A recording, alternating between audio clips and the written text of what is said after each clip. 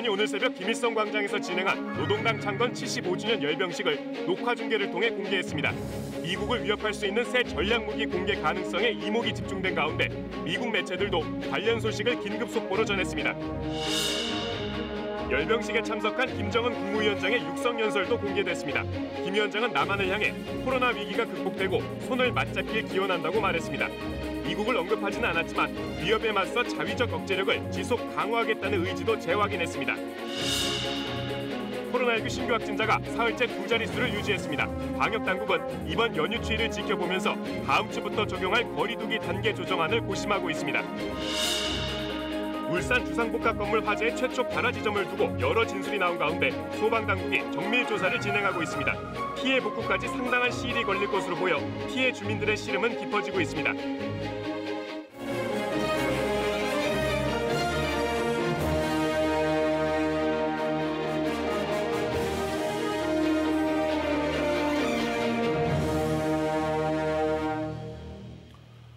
여러분 안녕하십니까? 북한이 오늘 노동당 창건 75주년을 기념하는 대규모 열병식을 개최했습니다.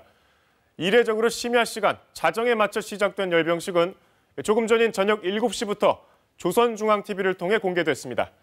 인민복 대신 양복을 입고 등장한 김정은 국무위원장은 이 자리에서 30분 가까이 연설을 했는데 코로나 사태를 언급하며 사랑하는 남녘 동포들과 굳건하게 손 맞잡길 기원한다고 말했습니다. 북한 주민들에 대한 미안함을 전하면서 연설 중간에 울먹이는 모습도 보였습니다.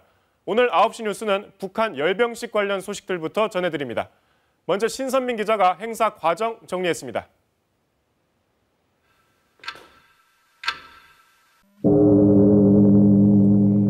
자정을 알리는 시계 소리, 열병부대의 함성과 군악대 연주에 맞춰 김정은 북한 국무위원장이 양복 차림으로 등장합니다.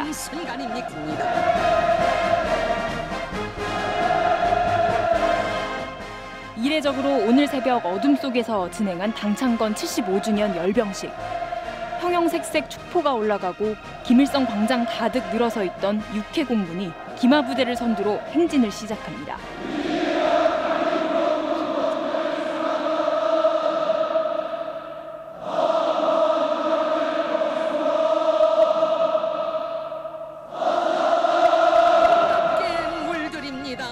김정은 국무위원장은 30분 가까이 진행된 육성연설에서 대북 제재와 코로나19, 수해 등 올해 북한이 직면한 삼중고를 언급하고 이를 극복해낸 인민들의 헌신에 미안하고 감사하다고 수차례 강조했습니다. 우리 인민 만세! 연설 도중 눈물을 보이기도 했습니다. 특히 올해 예상치 않게 맞닿은 방역전선과 자연재해 복구전선에서 우리 인민군 장병들이 발휘한 애국적이고 영웅적인 헌신은 누구든 감사의 눈물 없이는 대할 수 없는 것들입니다.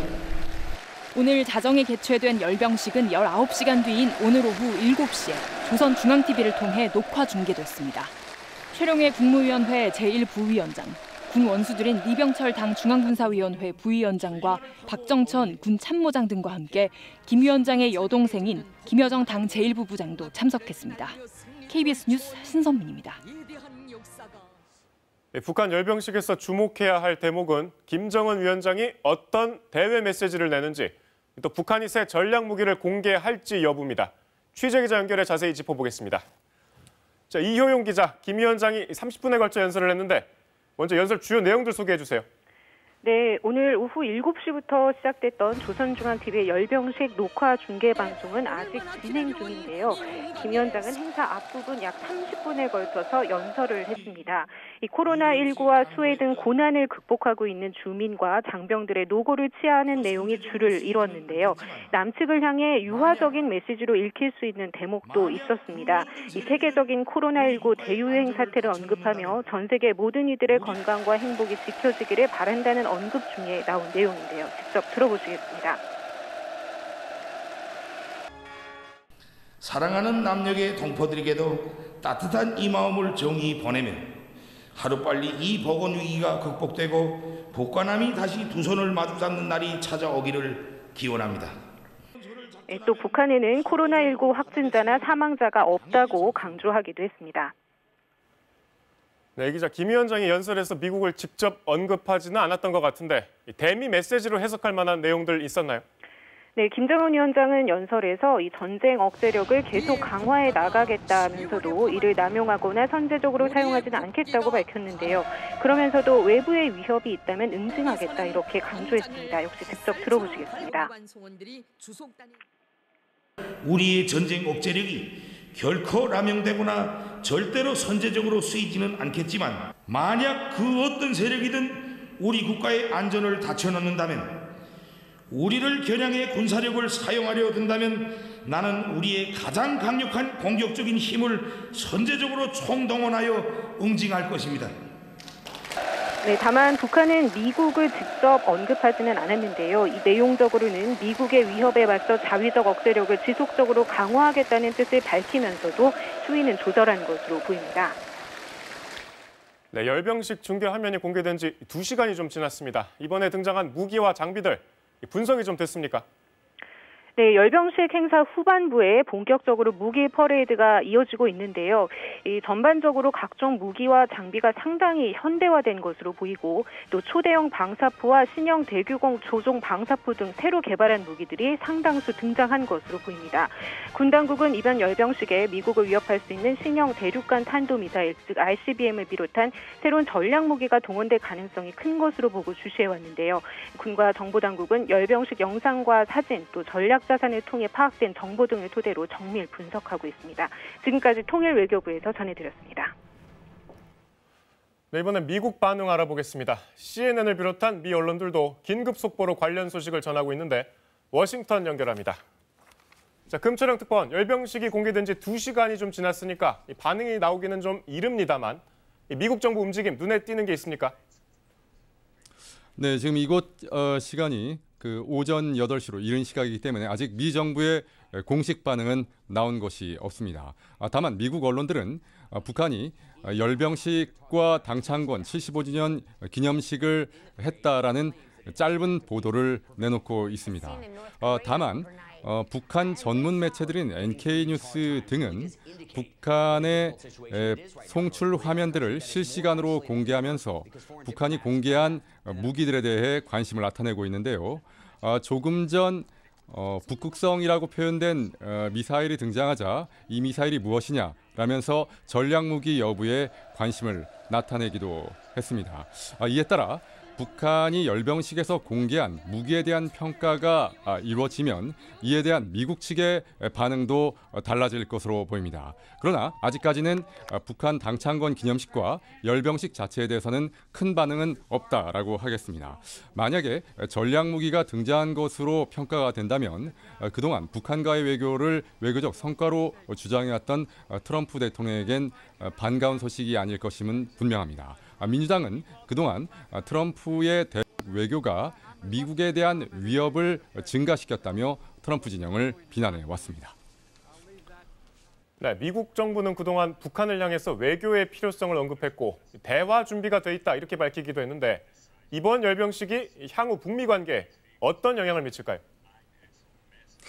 현재로선 미국 국무부와 국방부가 일관되게 주장해온 북한과의 외교라는 입장은 변화는 없어 보입니다. 다만 전략무기가 등장했다라고 판단하고 평가가 나올 경우 미국의 입장에서는 선거 이후에를 염두에 둔 어떤 변화된 입장이 나올 가능성도 배제하긴 힘들어 보입니다.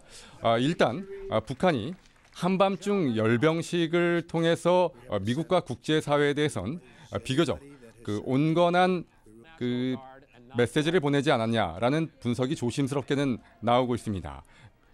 김정은 위원장의 언급에서 미국에 대한 언급 자체가 일체 없었던 점도 반영된 듯해 보입니다. 다만 전략무기에 대한 평가 여부 등에 따라서 이번 대선에 미칠 영향도 가늠이 될 수 있다고 하겠습니다. 지금까지 워싱턴에서 전해드렸습니다. 네, 이번엔 코로나19 확진 현황 살펴보겠습니다. 오늘 신규 확진자는 72명, 이 가운데 국내 발생이 61명입니다. 추석 연휴 이후 전반적인 감소세 속에 사흘 연속 두 자릿수를 유지하고 있습니다. 국내 발생은 역시 수도권에 집중됐습니다. 서울 19명, 경기 22명, 인천 5명입니다. 서울 강남구 승광빌딩 관련 접촉자 조사 중에 확진자가 3명이 더 늘어나는 등 기존 집단 감염 사례에서 추가 감염이 이어졌고 도봉구 다나병원과 경기도 의정부시 마스터플러스 병원 등 의료기관을 중심으로 한 확진자도 계속 늘고 있습니다.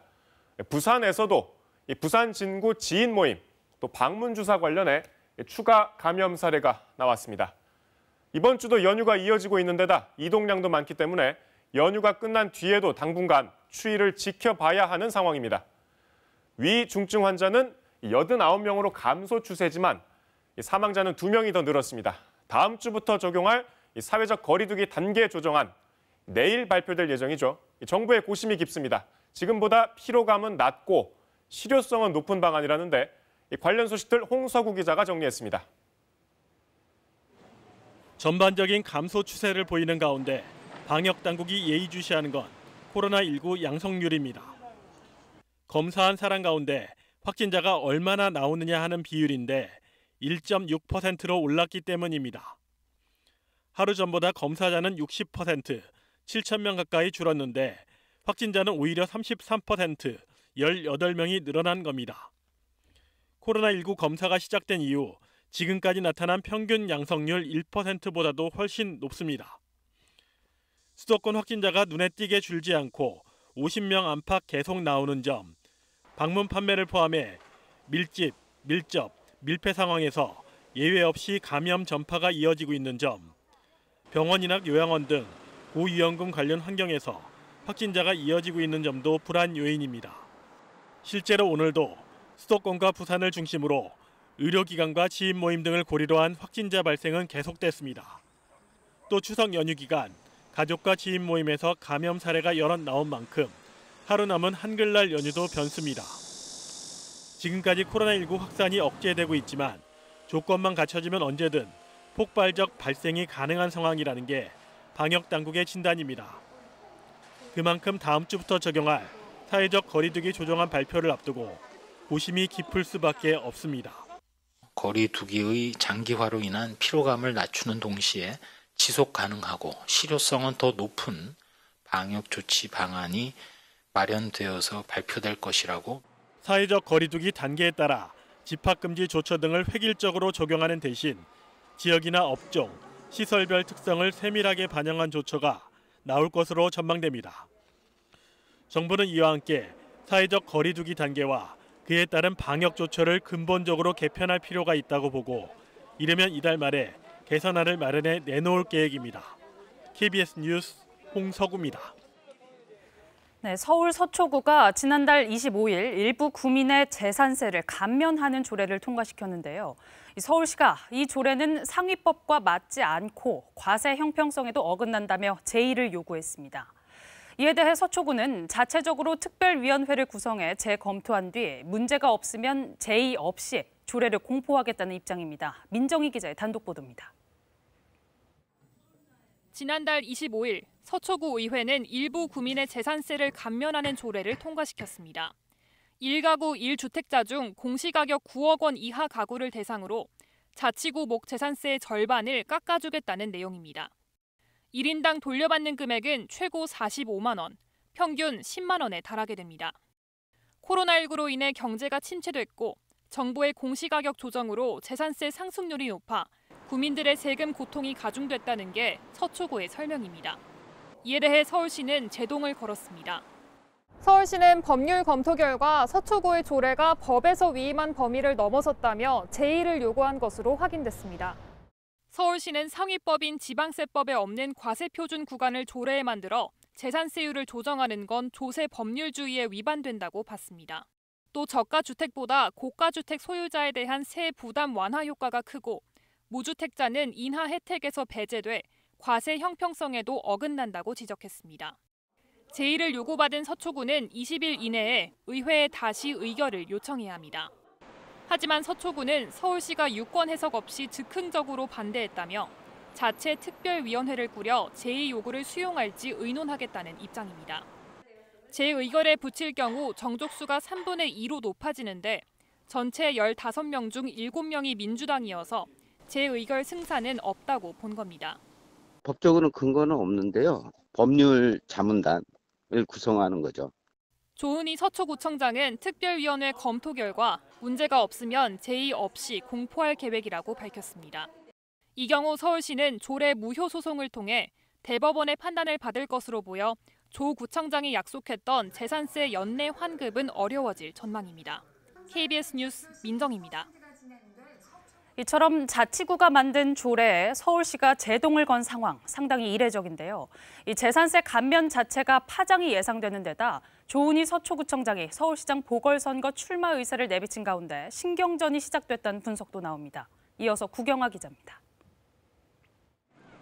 서울시는 이례적으로 서초구가 재산세 감면 조례를 보고한 지 하루 만에 제의를 요구했습니다.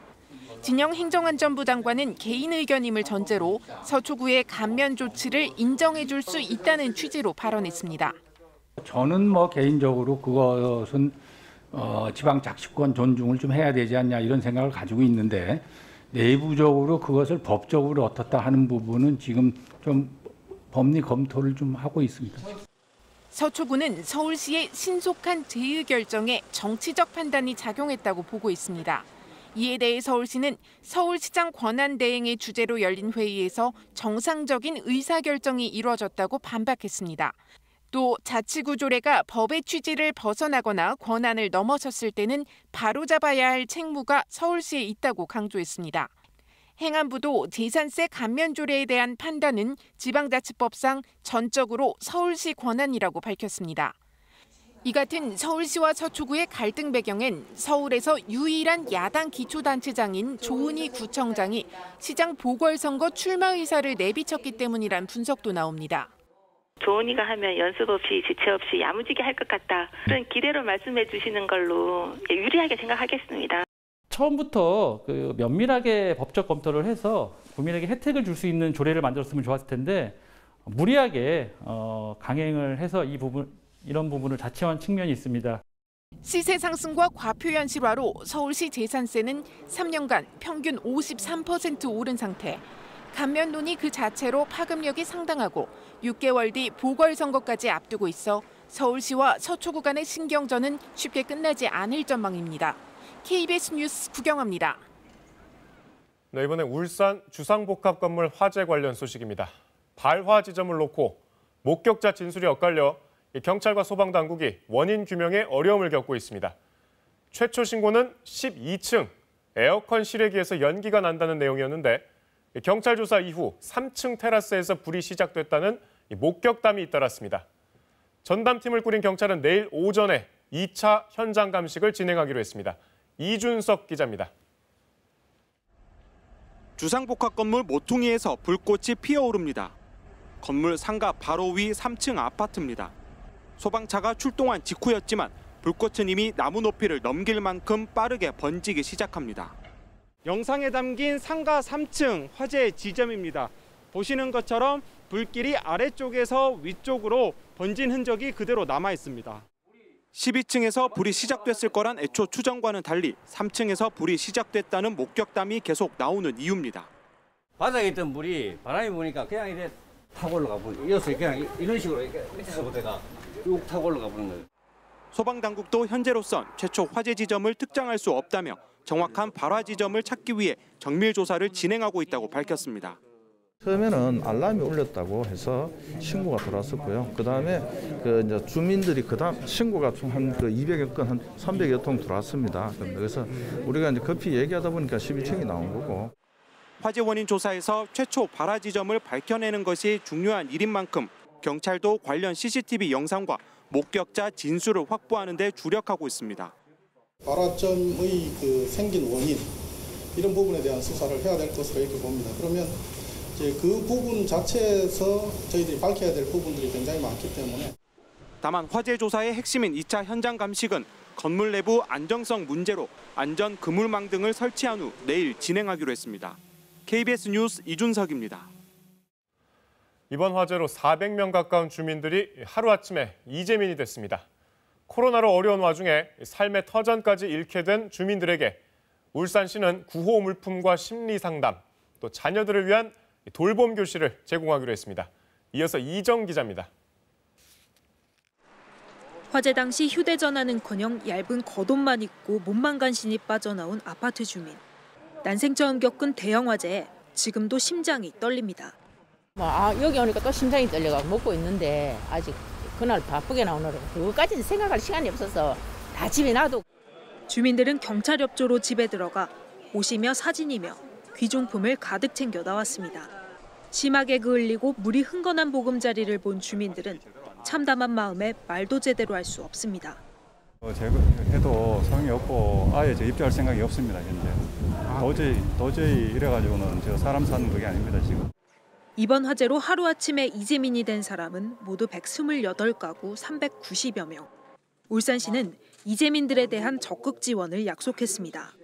법률, 보험, 세무, 의료, 교육 등 분야별 전문가 4개 반으로 구성 운영되고 피해 주민들이 필요한 사항에 대해 신속한 접수와 처리가 이루어지도록 또 이재민들이 기본적인 생활을 이어나갈 수 있도록 구호 물품을 지급하고 심리 상담도 지원하기로 했습니다.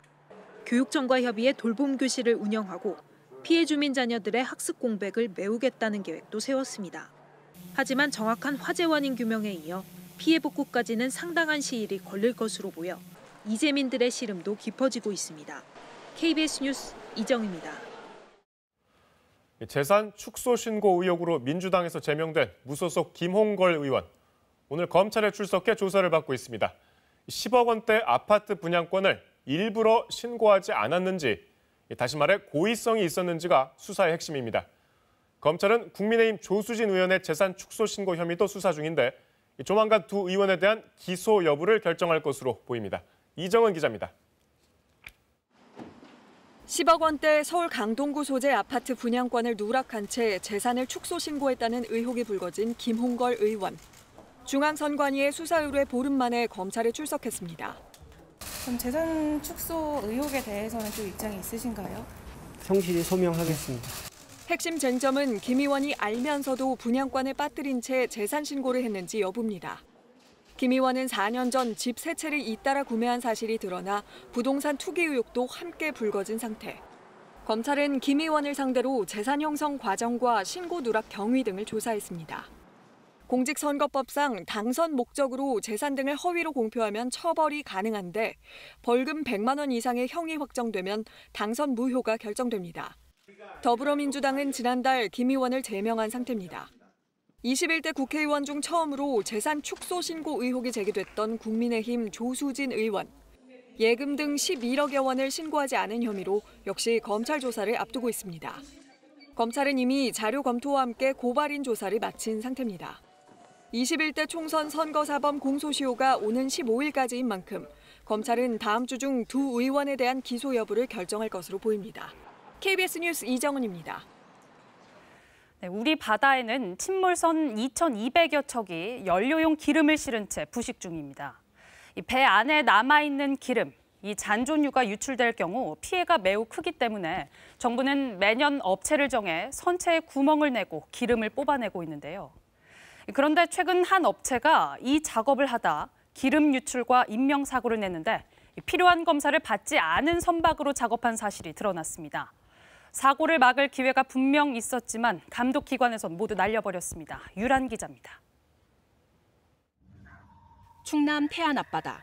1991년 침몰한 4,000톤급 퍼시픽 프렌드호에서 녹슨 철판을 뚫고 뱀처럼 구불대는 물질이 끝없이 빠져나옵니다. 30년 묵은 기름입니다. 지난 8월 잔존유 회수를 위해 선체에 구멍을 내던 중 사고가 났고 수습 과정에서 인부 1명이 목숨을 잃었습니다. 그런데 당시 작업 선박이 필요한 안전검사를 받지 않은 사실이 뒤늦게 드러났습니다. 낙찰받은 업체는 일반 부선에 사무실과 창고 등의 용도로 컨테이너 15동을 올렸고 크레인과 잠수사 이송장치 등도 설치했습니다. 선박 안전법상 임시검사 대상이고 보건성 판단도 필요했지만 이루어지지 않았습니다. 잔존유 회수 사업을 총괄하는 해양환경공단은 이런 내용의 제보를 미리 받고도 그대로 승인했습니다. 임시검사 대상 여부를 사전에 인지하지 못했습니다. 관계 법령을 지키고 하는 건 사실 수행사의 책임이거든요. 저희가 그런 세세한 부분까지 알 수는 없습니다. 그러면 이입회뿐만 아니라 얼마나 더 이와 같은 케이스가 있었는지는 알 수 없는 거네요. 통보를 해주지 않으면 알 수는 없었습니다. 자진해서 통보를 한 사례가 있긴 한가요? 문서로 통보하거나 이런 적은 없습니다. 예. 단속권이 있는 해경에도 비슷한 첩보가 접수돼 2차례나 조사에 나섰지만 역시 문제를 못 알아봤습니다. 해경은 전문성 강화 필요성을 인정했습니다. 저희들이 다는 알 수가 없지 않습니까? 해양 수산 관련된 법 위반에 대해서는 많이 알도록 저희들이 이제 교육을 계속 보완을 해 나가야 되는 사안입니다. 농림수산식품부 장관을 지낸 국민의힘 정운천 의원이 두 기관의 오판을 밝혀냈습니다. 법적 제도를 더 강화시키는 길밖에 없다. 감독기관으로 제대로 감독만 한다면 이러한 문제들이 많이 해소가 될 수 있죠. 공단은 앞으로 최종 작업 승인 전 선박 검사를 추가하는 등 관리 감독을 강화할 계획입니다. KBS 뉴스 류란입니다. 네, 지난 4일 한 60대 남성이 길가 벤치에 앉아있다 다른 남성에게 이른바 묻지마 폭행을 당하는 사건이 벌어졌습니다. 인적이 드문 새벽에 일어난 일인데요. 이 사건이 발생한 지 일주일이 지났지만 경찰은 용의자조차 특정하지 못하고 있습니다. 양예빈 기자입니다. 지난 4일 새벽 3시 40분쯤 한 남성이 무단횡단을 한 뒤 벤치에 잠시 앉더니 갑자기 일어나 옆 벤치에 앉아있던 60대 남성을 마구 때립니다. 넘어져 있는 피해자를 붙잡아 수차례 머리를 때리고 몸을 발로 밟기도 합니다. 제대로 반항조차 못하는 남성을 상대로 한 폭행은 1분 가까이 이어졌습니다. 경찰이 먼저 수사 협조를 해달라고 왔더라고요. 그래서 새벽에 있은 일이니까 저는 당연히 모르고 CCTV를 그럼 돌려보자 해가지고 이제 돌려봤더니 이제 그런 사건 영상이 들어가 있었고요. 평소에는 이렇게 행인들이 많이 지나다니는 거리지만 사건 발생 당시에는 인적이 드문 새벽 시각이어서 현재까지 목격자가 나오지 않은 상태입니다. 피해자는 경찰에 지인 모임을 마치고 벤치에 앉아 택시를 기다리면서 휴대폰을 보고 있었는데 느닷없이 모르는 남성이 다가와 폭력을 휘둘렀다라고 진술한 걸로 전해졌습니다. 사건 발생한 지 일주일이 지났지만 경찰은 용의자조차 특정하지 못하고 있습니다. 경찰은 인근 CCTV를 추적해 가해자의 동선을 확보하고 있다고 밝혔습니다. KBS 뉴스 양예빈입니다. 네, 코로나19 여파로 부동산 업계에도 비대면 서비스 바람이 불고 있습니다. 이 아파트 내부를 실감나게 구현하는 VR 콘텐츠부터 로봇 직원의 동행 안내까지 이사 계획 있으신 분들 발품 대신 손품을 파는 시대가 올지도 모르겠습니다. 황정호 기자입니다. 찾아온 손님은 없지만 마이크를 차고 컴퓨터 앞에 앉은 중개인은 바쁩니다. 주방 쪽을 보게 되면 주방은 일자형으로 되어 있고 3D 기술로 현장감을 그대로 살린 아파트 내부를 보여줍니다.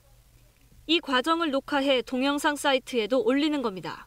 현실적으로 이런 느낌이구나 알게 되고 또 가이드하는 중개업자한테 이렇게 설명을 들으면서 만족도가 높으신 것 같아요. 안내원과 구경하는 사람들로 북적이던 견본주택 풍경도 바뀌었습니다. 인터넷 홈페이지에서 내부를 이리저리 둘러보고 자세한 설명까지 들을 수 있습니다. 지금부터 저와 함께 안으로 들어가 보시죠. 이런 변화로 아파트 주변과 내부를 실감나게 구현하는 VR 관련 업체들이 바빠졌습니다. 가구 배치를 넣었다 뺐다 하면서 인테리어를 입혔을 때의 모습과 같은 것들을 직접 이제 상상할 수 있게 하기 때문에 안녕하세요. 안내가 필요하시면 제 화면을 터치해 주세요. 아파트 실내 장식 매장엔 로봇 직원까지 등장했습니다. 제품 설명뿐만 아니라 고객이 원하면 매장 내 전시 공간을 직원 대신 이 로봇이 동행해서 안내해 줍니다. 고객 스스로 원하는 정보를 빠르게 스스로 알아보는 것들을 도와드리고요. 부동산 경매도 온라인으로 진행돼 서류 확인부터 입찰까지 모두 가능합니다. 블록체인이라는 기술을 써서 입찰 데이터의 무결성 증명하면서 이제 온라인 기반의 그 경매 플랫폼을 준비하게 됐습니다. 디지털 기술과 결합한 전 세계 부동산 산업 투자액 규모가 연간 100억 달러를 이미 훌쩍 넘어선 가운데 코로나19를 계기로 국내 시장 변화에도 속도가 붙고 있습니다. KBS 뉴스 황정호입니다. 주말엔 문화 시간입니다. 코로나19로 집에 있는 시간이 길어지면서 특히 어르신들의 고립감과 답답함 걱정인데요. 요즘 7080 어르신들은 온라인 강의를 통한 문화 활동으로 삶의 활력을 찾고 있다고 합니다. 이 배움에 대한 열의가 젊은이들 못지 않다는데요. 김지선 기자가 만나봤습니다. 연사포를 쓰고 수줍게 꽃을 든 신부들, 반바지를 입은 소녀, 긴 곱슬머리를 늘어뜨린 여성과 생생한 표정의 강아지, 토끼까지 60대가 넘는 수강생들이 직접 만든 인형 작품입니다. 코로나19 때문에 다 같이 모일 수가 없어 온라인 강의로 배움의 열의를 이어가고 있습니다. 궁금한 건 실시간 수업 때 강사들에게 직접 물어보고 근데 그 빨간 걸 진하게 하려면 어떻게 해야 돼요? 진하게 하려면 물감을 더 많이 해야겠죠. 단체 채팅방으로도 꾸준히 소통합니다. 속도는 좀 느릴지 몰라도 배우려는 자세와 열정만큼은 젊은이들 못지않습니다. 부족하니까, 미완성이니까. 제가 이렇게 나이가 많아도 미완성이거든. 그 또 작품도 다 미완성이에요. 부족한 게 많거든. 그러니까 배워야죠. 온라인 강의가 코로나 때문에 집에 머무는 시간이 많아진 어르신들에게 문화활동을 이어가는 통로가 되고 있습니다. 70대 부부가 함께 강의를 보면서 종이를 자르고 붙이고 서툴지만 천천히 내 손으로 직접 작품을 만들다 보면 뿌듯함을 느낍니다. 네, 자랑하고 사실은 이제 오늘은 여기다 이걸 해놨었는데 창틀 위에다가 제가 그지간 만드는 것들을 다 쫙 올려놨고 이거 할아버지가 만든 거다. 네. 정부가 지원하는 문화로 청춘 사업. 올해는 100여 개 강의가 비대면으로 진행되고 있습니다. 지금 어르신들이 댁에만 계시기 때문에 고립감이 상당히 심하실 거예요. 이런 것을 풀어줄 수 있는 방법은 문화예술밖에 없다고 생각을 합니다. 더 많은 어르신이 참여할 수 있게 강의를 확대하고 더 쉽게 다가설 수 있는 맞춤형 플랫폼을 마련하는 것. 비대면 시대를 맞은 어르신들의 배움을 돕는 과제입니다. KBS 뉴스 김지선입니다. 네, 조금 전 들어온 소식입니다. 북한의 열병식 중계 방송이 조금 전 끝났는데요. 열병식 후반부에 신형 ICBM 등 새로운 무기를 대거 등장시켰습니다. 통일외교부 취재기자 다시 전화 연결하겠습니다. 이호용 기자, 북한이 새로 공개한 전략 무기 어떤 것들이었나요? 네, 가장 눈에 띄는 건 미국 본토를 겨냥할 수 있는 신형 대륙간 탄도미사일, 즉 ICBM이었습니다. 이 신형 ICBM은 북한 TV가 녹화 방송한 열병식의 마지막 순서로 11축에 바퀴가 22개 달린 텔, 즉 이동식 발사 차량에 실린 채 등장했는데요. 북한이 이전에 마지막으로 공개했던 화성 15형의 경우 9축에 18륜짜리 텔에 실렸었는데 이 화성 15보다 미사일 길이가 길어지고 직경도 굵어져서 사거리가 늘어난 것으로 추정됩니다. 이외에 북극성 4A라고 써있는 신형 SLBM도 등장했고요. 또 초대형 방사포와 신형 대구경 조정 방사포 등 새로 개발한 무기들도 상당수 등장했습니다. 지금까지 통일외교부에서 전해드렸습니다.